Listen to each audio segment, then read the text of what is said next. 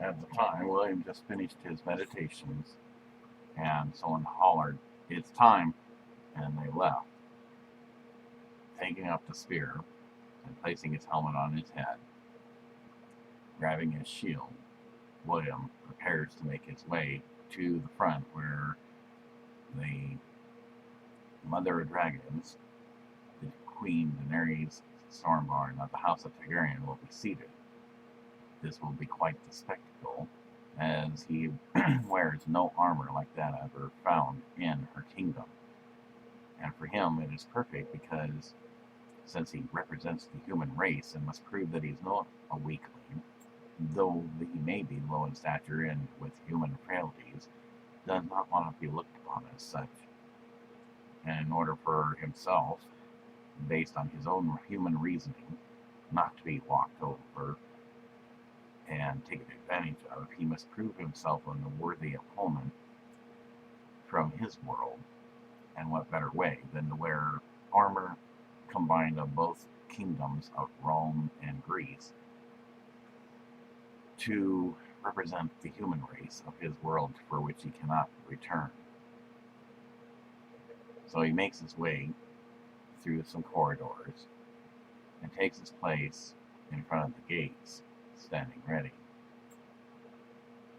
Earlier, he had shown Tyrion how to operate this device, and it was agreed that no one shall know that he was shown how to operate this device, because of the mere fact that he wanted to make a grand entry, and being it's a little bit more of an advanced mechanism for which he was able to use for his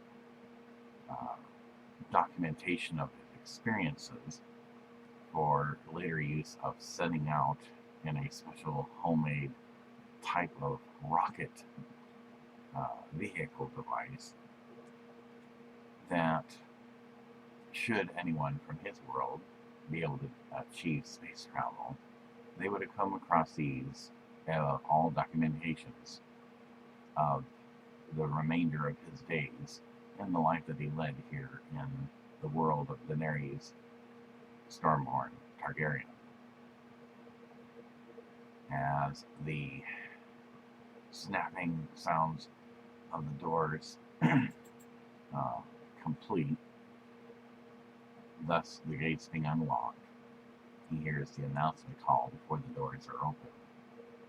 Introducing William Bruce McEachran from the dark blue star of the Valerian night sky, a myth and a legend, a human known to be from a world smaller than our own as Earth.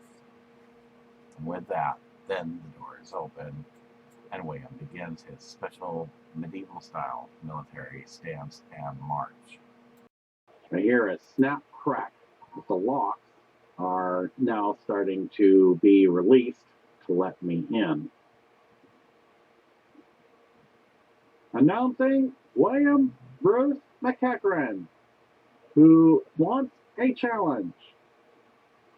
Then the doors open.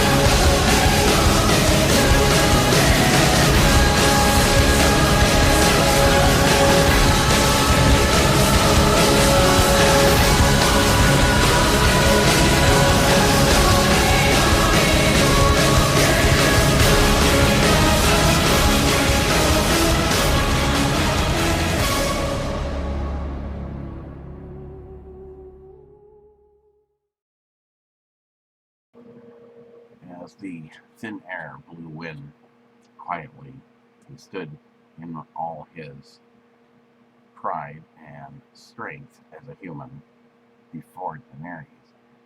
And she looks at him from head to toe with a big smile, for this is not any armor that has ever been worn in the 7 known kingdoms, let alone her world. And she seems as if this is something of a turn on for her, because while he feels that she is impressing with her eyes, she is well stimulated with that which she sees and is quite amazed.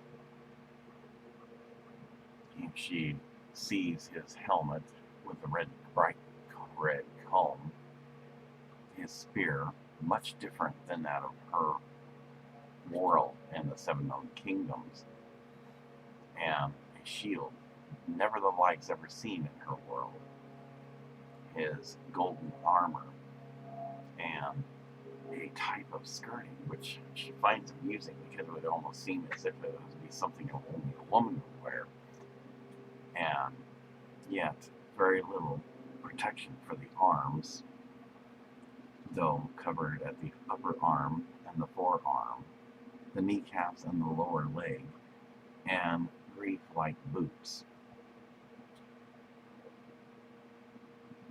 Then he gets down on one knee. I give hail and credence to the mother of dragons, who has permitted me to live in her world, because in the opening and vortex, as I call it, for which I have accepted my fate, that I cannot return to my world, for it was one way in, no way back, that I request the right of challenge. She kind of thinks about this for a moment, and she looks to her left, to the dignitary who had sent her the scroll of the completion of his training. Can this be assured that he has completed all his training? As she asks for confirmation, and he stands. Yes, my queen, as I had said in the scroll that was sent ahead, though he be low in stature, and through his human frailties, though he were nothing more, prior to his arriving in the world, a myth and a legend for which people would merely use the term human in any given good or strategic importance of conversation, by his own right of that for which is now no longer a myth and a legend, because he stands and before us and kneels before you in much humble and respect. He has passed the swordsmanship skills to stand with dignity for the time of the historical wedding that is yet to take place between that of the house of Targaryen, that is you, my queen, and that of his world, of those known as humans. She looks back at him. Please rise, William. And so he does. Though I have accepted your pledge of allegiance given to me, for which I greatly desired, and yes, I did permit you to live here, because you cannot go back, and you have to live somewhere, and you be all alone, and there are no others like you. And because you now have completed your swordsmanship skills, I will allow this challenge. You have the one already picked for which you wish to challenge. I do, my queen. Very well then. Show with the point of your spear who you wish to challenge. So, William then turns around, bows humbly, and walks past the knights of armor. From everything he can figure, because they are quite tall, they must be at least 8 feet tall, for they are much taller than Deanerys, and she is about 6 foot, since he is only about 5'9". Getting past their armor would be quite difficult, and he decides, though some act cocky, and obviously one who is also there, Dario, hoping to take on the human, in much of a cocky attitude, seems willing to be ticked as well. The Liam continues on.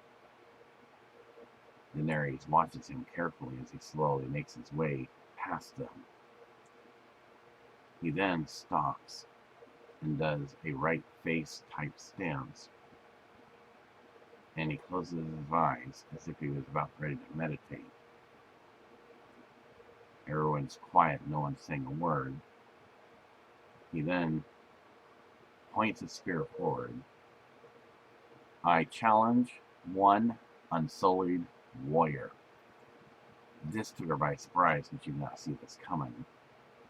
Everybody starts discussing this, as they know that this is something that would be well beyond his means, and do not see where he could win, for no man of her world has ever defeated one, except for the Harpy, of course, who were evenly matched with them, but theirs was not so much the challenge that they were ambushing of them. Then he hears his name being called. William Bruce McEachran, please come back forward now.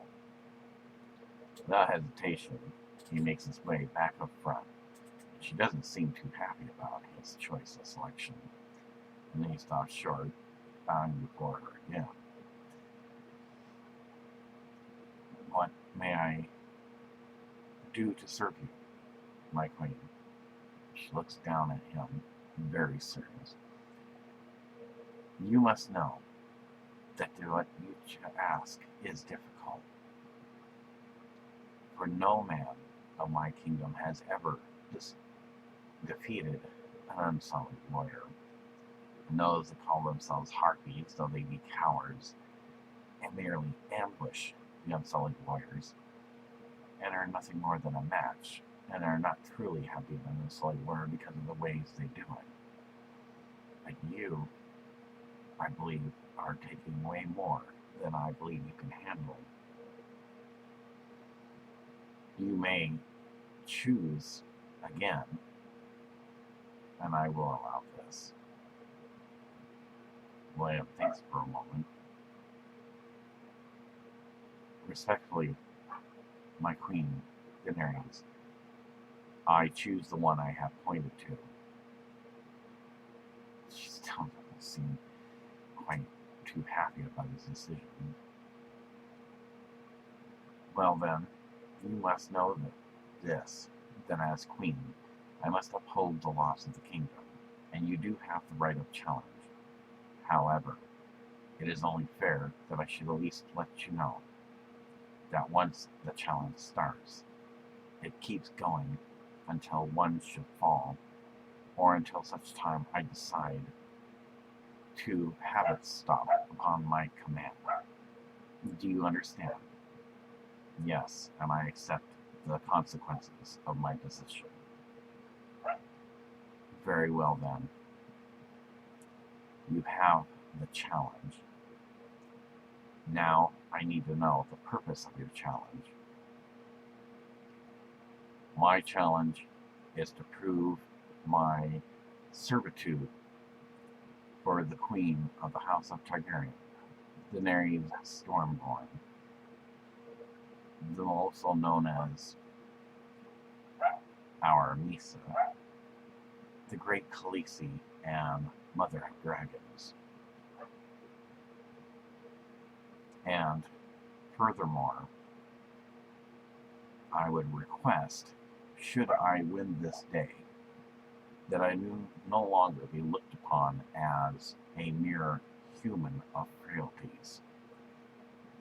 For I know that though I may not ever get to see my world again, to a certain point, I represent my home world and all of the human race. For if I do not see this through, then we humans would be seen as weaklings. It is by my human custom, though we be low in stature compared to the men of your world, that our strength comes from our spirit and the human heart, and that we are not cowards and will face any giant of a task, and I will face upon your command any enemy who would come before you. This greatly pleases her, but still worried because he still has to go through the challenge. You would obey any command should you win this day against any enemy. Yes, my queen. Have I not shown you that I have not acted in any trickery or treacherous ways? Have I not proven myself? For I believe this challenge once and all shall prove myself. And furthermore, have I not given you, by the symbolic gift that I have given you, my life, my heart, my mind with the gift of knowledge which is currently being built, and my soul, for which I said you may possess it? A slight smile, leans forward a bit. But William, I already have possessed your soul. And then she sits back. Very well then. May I speak freely? You may. If I should fall, know this, and then now everyone is about to see his true feelings for her. Though I be human, and my blood burns bright red with that of the element of copper, for that is the way of the human blood, my love for you will stand forever. This greatly pleases her. But, should I win this day, I would request that you would consider me for a position in your palace to be that of a knight, though I be a human. Would you not consider this? And with a smile looking him straight in the eye, I will consider this, William. And she can't say anything more, though she would love to, because all eyes are upon her. But inside her are feelings that are greatly stirred because of his strong heart and spirit for what he had requested. So with that, he bows humbly again before her and turns to make his stride towards the area of the arena, for which will be the fight of a lifetime, representing the human race against an unsullied warrior. Then Missandei speaks some wisdom and encouragement to Deanerys. My queen, may I speak? Yes. I would offer you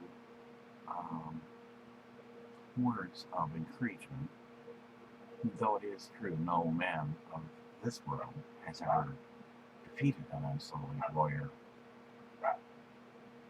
And not that I would expect him to do so, because he's only been here for such a short time, and why he would do such a thing. Perhaps it's because he had requested before his training of swordsmanship that he wanted to know if he had proven himself to have a position in the Pyramid Palace. Yes, perhaps if I would have seen this coming, I would have been able to prevent this. Grey Worm kind of looks not worried, but somewhat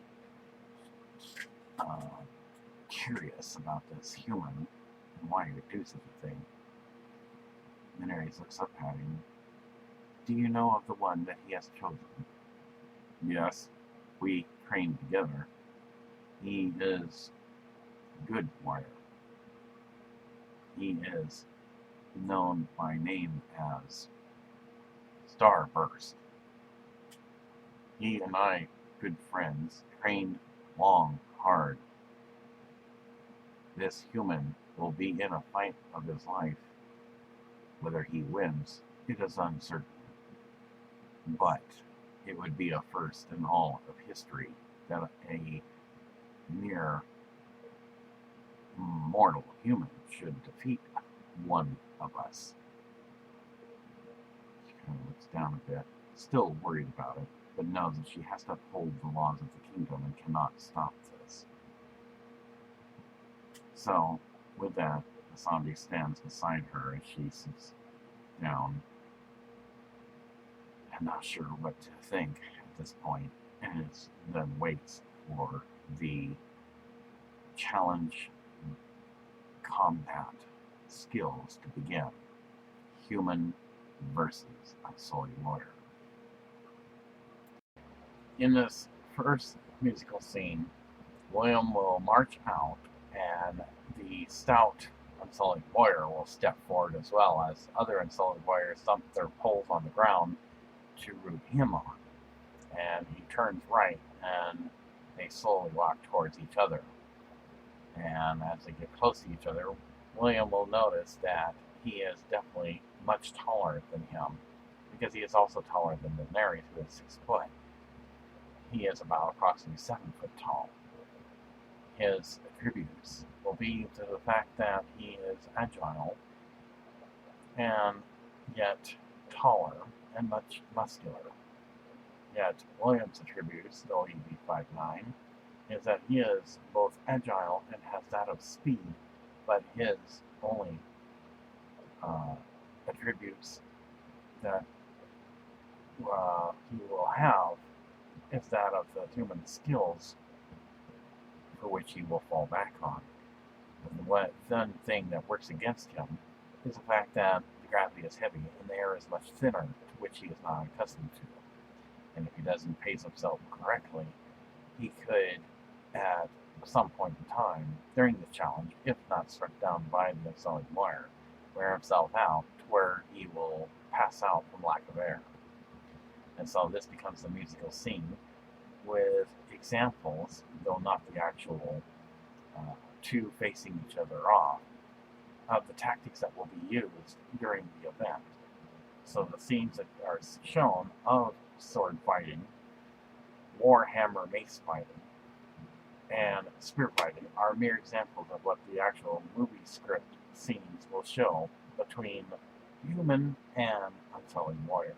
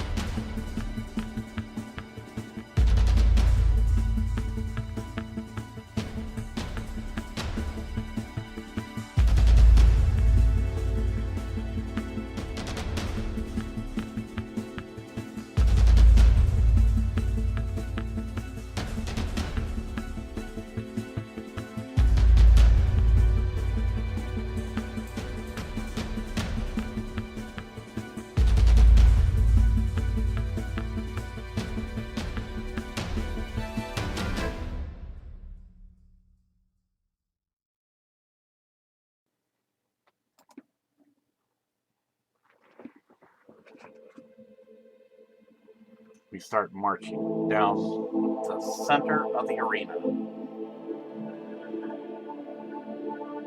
Unsullied leader comes out, proud and stout, over 6 foot tall, and turns my direction. We slowly walk towards each other.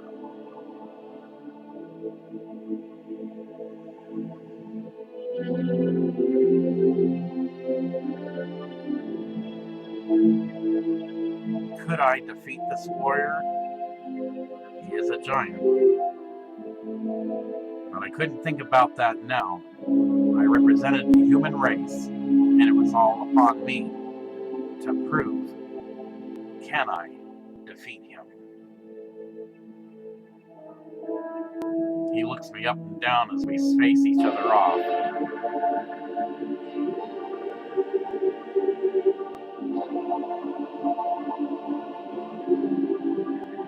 With a loud grunt, ha! That was the best he could say.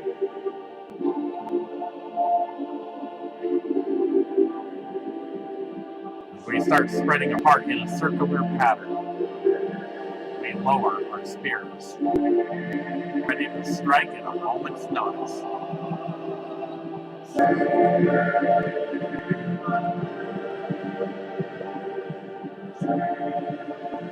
If I defeat him, this would be history in the making for their world.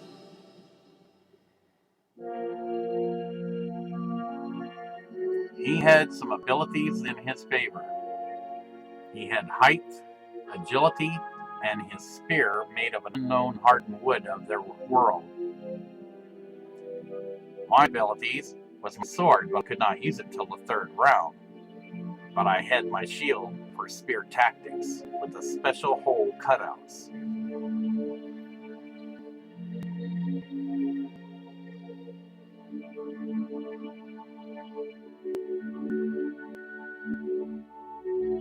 Then he surprised me. I give him credit. He moved his spear in such a way that in my world we would have thought it was martial arts. This really impressed me. But I had nothing to prove here. In defiance, I put my spear upended down in the dirt, lowered my face guard, spit a big loogie to my left. I don't think that impressed him very much. Then I put my face guard back into place, readied my spear.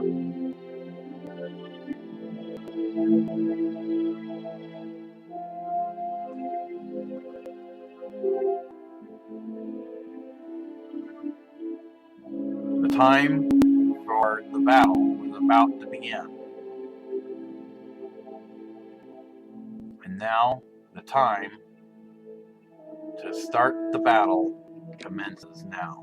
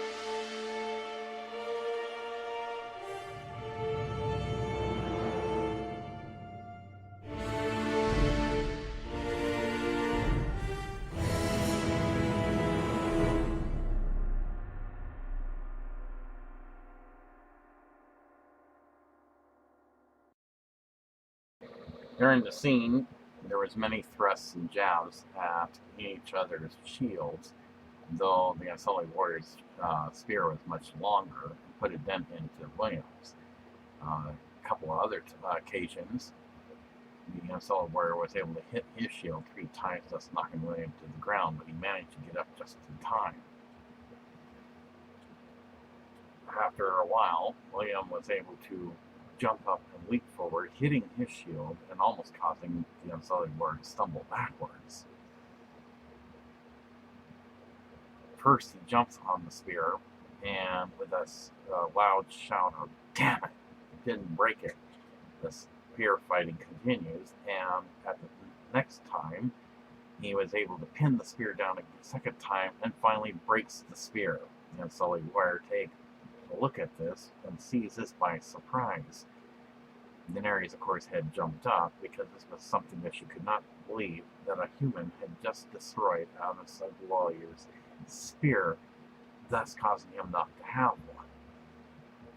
However, the Unsullied Warrior then takes his sickle sword, and William gets out of the way in time, but not before getting a slash right below the kneecap area, causing William to fall on 4s.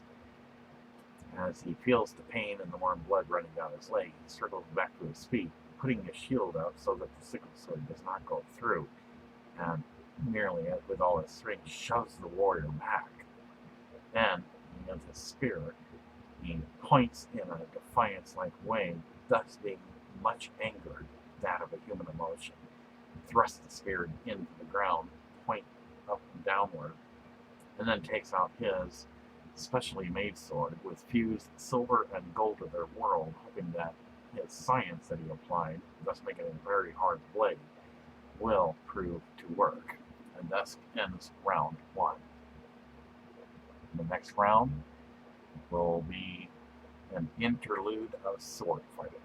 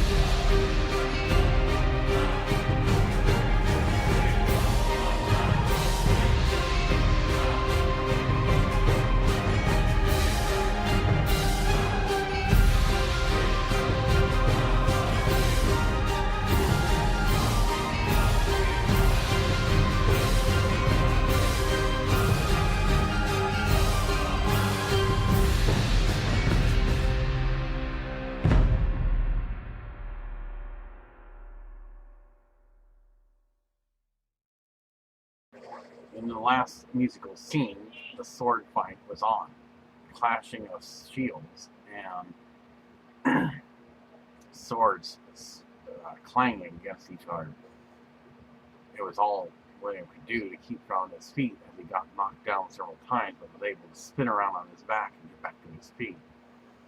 With much effort, and after quite some time of sword fighting for this round, he tried a technique that was only once done in Greece by a legendary hero known as Achilles, but to hit his mark at the shoulder didn't seem to have any effect.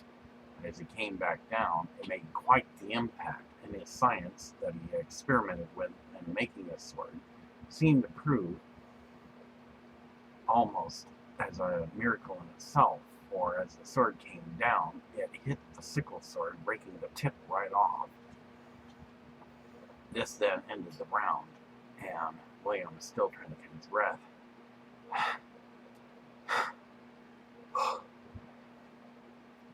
Daenerys can see that this was quite the spectacle, because no one has ever lasted this long against an Unsullied Warrior.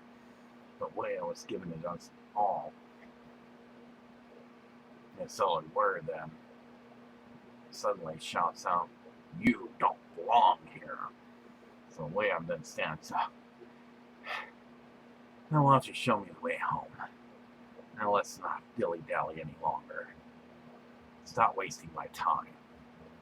This kind of impressed her, for this was big words coming from such a human from another smaller world than her own. She's never heard such a boast. So she started getting intrigued. At this time, the next round would be that of the Warhammers.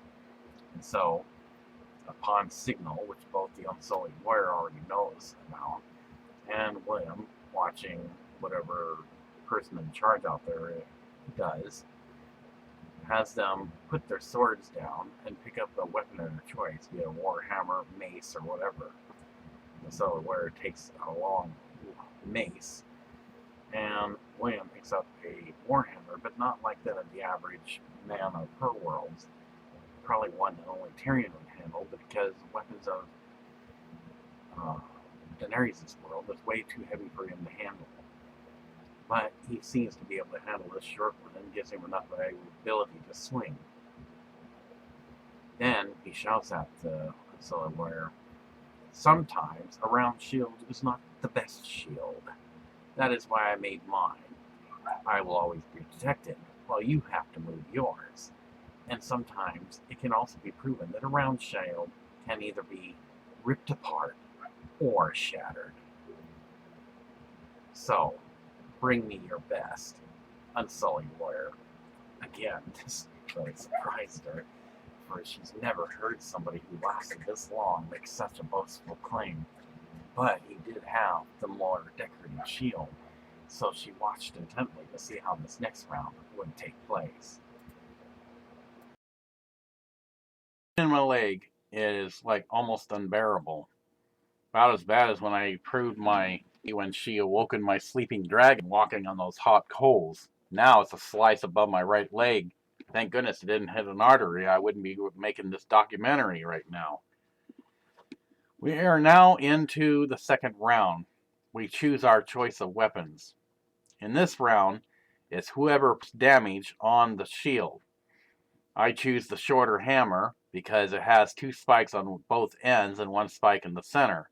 Normally, this would be used by someone my best man's size because of the fact that it's for shorter people. But because the weapons of this world, and I did not make me a warhammer, are much heavier, I had to use something that I could actually make useful with my wrists. So now, it's on to see who can mark one's shield. If I can at least make some damage on his or tear a chunk out of it, perhaps I will win the second round.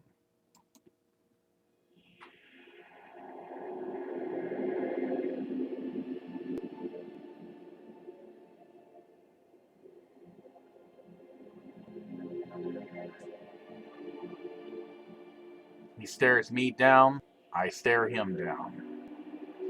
Khaleesi watches in anticipation, for she has never seen anything like this in her world. The fighting tactics I use is nothing that has ever been used in this world. She saw the red blood on my leg. I was right. She knew it. My blood is bright red and burns hot. Are mine the prophecy that she has been told about? The battle is on, with hammers slamming at each other. Shields smashing against each other, blocking each other's swinging blows. Twice he knocks me to the ground, but I spring to my feet in pain. The first hit was a success. I made a small hole just below the chrome center.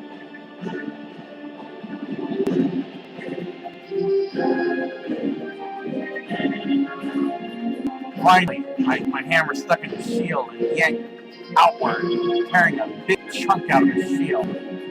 Khaleesi is amazed and can't believe what she sees. I am tearing him apart. He looks at his shield, blood in his eyes. I know he just wants to rip my throat out, for I have humiliated him in front of his queen. The battle continues.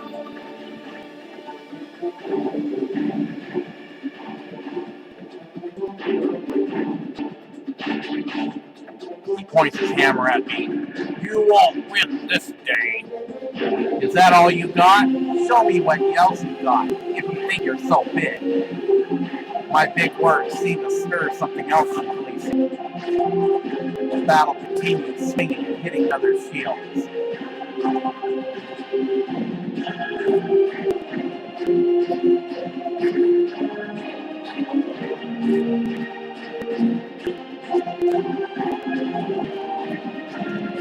Finally, a blow to his kneecap almost makes the giant fall to the ground.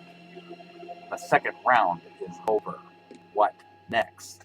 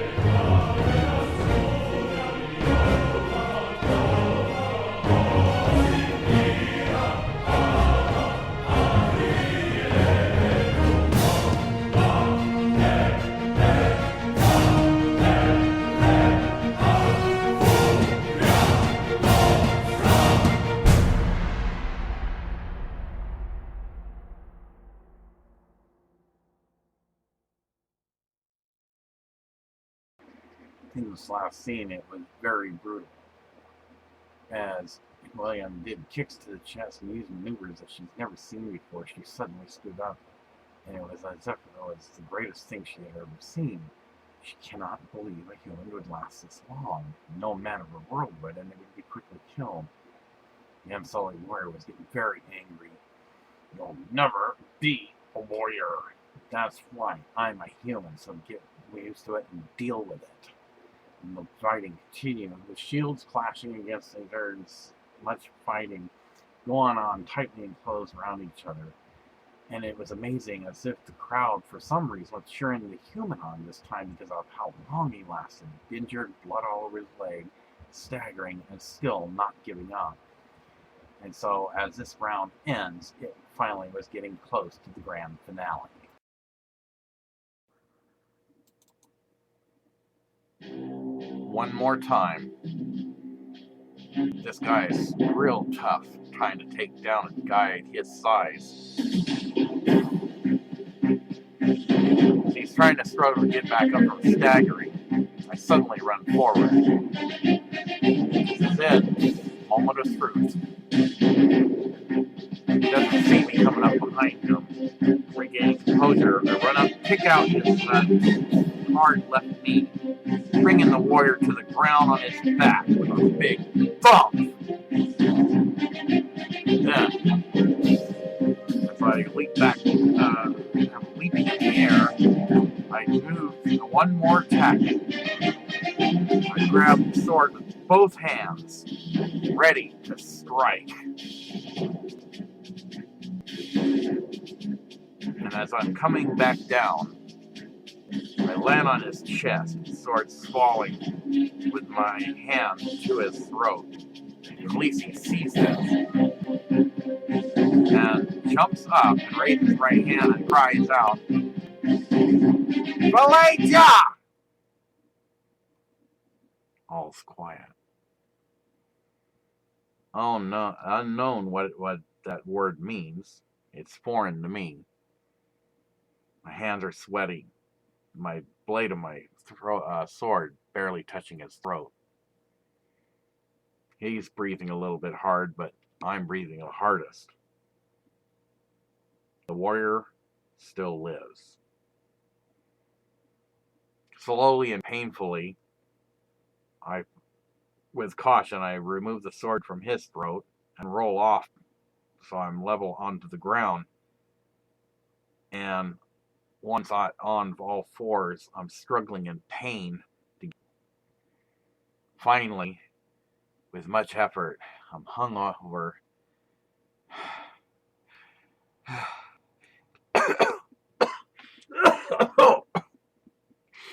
I cough. My chest is on fire. I feel like I'm about ready to expire because of lack of air. Maybe I've overexerted myself. Khaleesi looks at me while lowering her right hand and waits to see if I'm going to stand or fall because of my frailties. I gotta control my breathing.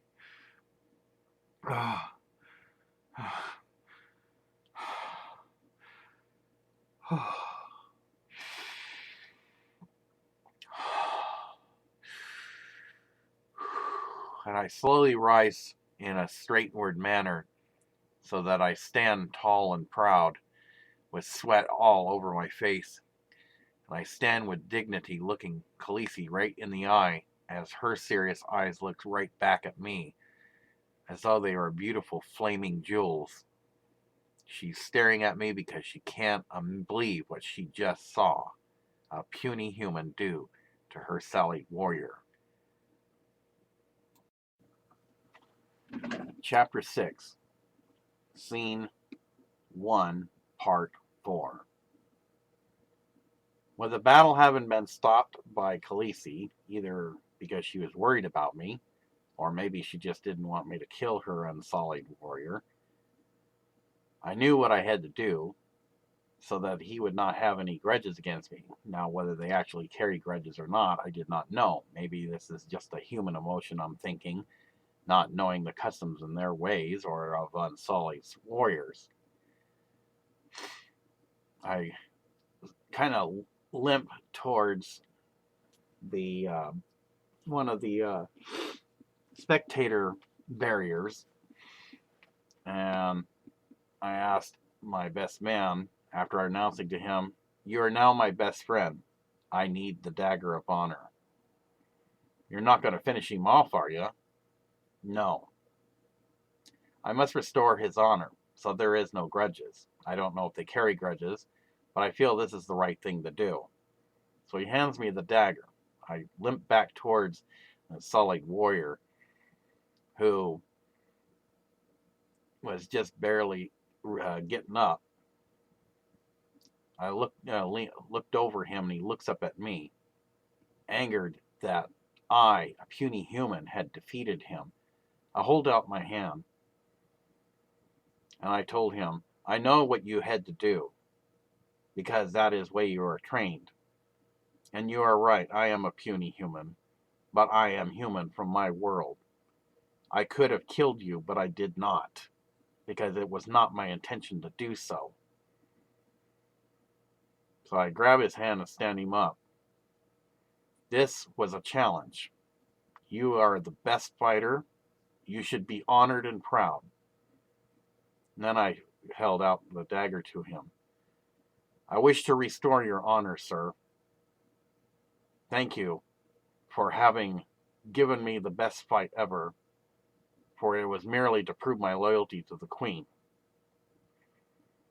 He didn't know what to say, and he took the dagger slowly from my hand and looked at it. Then, suddenly, unexpectedly, he slaps his hand on my forearm like a type of shake, and I do the same on his, although his grip was much firmer. "You have proved worthy opponent," and that's all he would say. So he took his position back into where the other Unsullied warriors were at. I picked up my spear after sheathing my sword, and though it was painful to walk, I slowly, as best I could, with a slight limp and the warm blood trickling down my leg from the upper right calf area. Thank goodness it didn't hit a major artery, or I wouldn't be making this recording or had been able to conclude this challenge. And stood before the Queen, and she was so amazed. I mean, it was part smile, but part shock. Her mouth only slightly open, and she said, "Nobody has ever defeated one of my warriors." So I responded in like kind, but not with disrespect or challenge to her. "But I did." She kind of tilts her head back a bit in a dignified woman of authority type gesture. "Yes, you did." Then I knelt down on my left knee, and I told her, "I still hold my oath to you. I still made my pledge of allegiance to you. I still pledge my life, my heart, my soul, and mind to you if you will still would like to keep it. And I yield to you. And if you wish, you may possess me." With much delight, I could see a grin slightly forming on her face as I looked up at her. And she kind of, in a lower toned voice so that only I and those around her heard, "But I already have possessed you." And that was all she said. Then she sat down. "You did well. Please stand." So I did, and she told me that my wound will be taken care of, and asked how if it hurt much. And I told her, "Well, I'm pretty sure it is deep. I didn't see it coming. That was my fault." Then she addressed me regarding the request, had I won, and she's told me to step forward, so I did. Her handmaiden, to prevent blood getting all over the carpeting that was in front of her, tied a rag around my injury, although it really hurt. I just didn't want to look like I was a crybaby, so I just kind of gritted my teeth, and like she could tell that I was in somewhat pain. And she also exclaimed, "I've never seen your human's blood before. I do know that the elements of your blood must be much less than ours, which might explain why you also have a hard time breathing. For your blood is much brighter than those of the people of my world." I didn't know what to say on that, but I guess it couldn't be helped because after all, after bleeding some time, I had blood all over my right back of my right leg. She then turns to her most trusted advisor, friend, and knight. "I believe William Bruce McEachran has earned the right title of being knight." "Yes, I believe he has." So with his long sword, not knowing if he's going to swing and chop my head off, because he had such a serious look on him, he asked me to kneel if it's possible, and I do, on both knees. And of course, using the custom of their world, language again that I do not understand because I'm just barely learning theirs, he taps my left, then my right, and then my left shoulder with his sword. Then, in a kind gesture, he leans forward, takes hold of my hand, and brings me to my feet, and says, "Be proud and stand proud. You are now a knight of the Queen." So I was just about ready to pass out because of all the pain I was suffering, the shortness of breath. I must have almost overexerted myself. The Queen had me sit beside her. I had to extend my leg because it was in pain, and she knew this. But the look on her face, although she was trying not to lose composure, but it was as if she was proud of me. She had never seen this side of me before, and I had proven my loyalty to her. This was a sight to behold. So she announced, "We will now break for the banquet of our getting married, and we also now have another celebration. No one in our world has ever defeated one of my warriors. Yet this one, William Bruce McEachran, has made history in our world and has defeated a warrior, an Unsullied Warrior, for the first time in our history. And as I had witnessed, as I have no qualms or anger towards this Unsullied Warrior, because he let him have his life when he could have taken it. It must be a human tradition." And he even went further to have a special dagger made for him and restored his honor.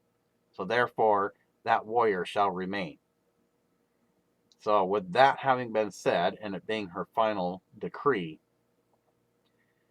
she instructed her handmaiden to take me wherever it is I needed to go. Apparently I had to be sewn up. Great. Now that's something I don't look forward to. It's not like they got needles with anesthesia, so I know that's going to hurt like a son of a gun. So I had to be sewn up, I guess, somewhat.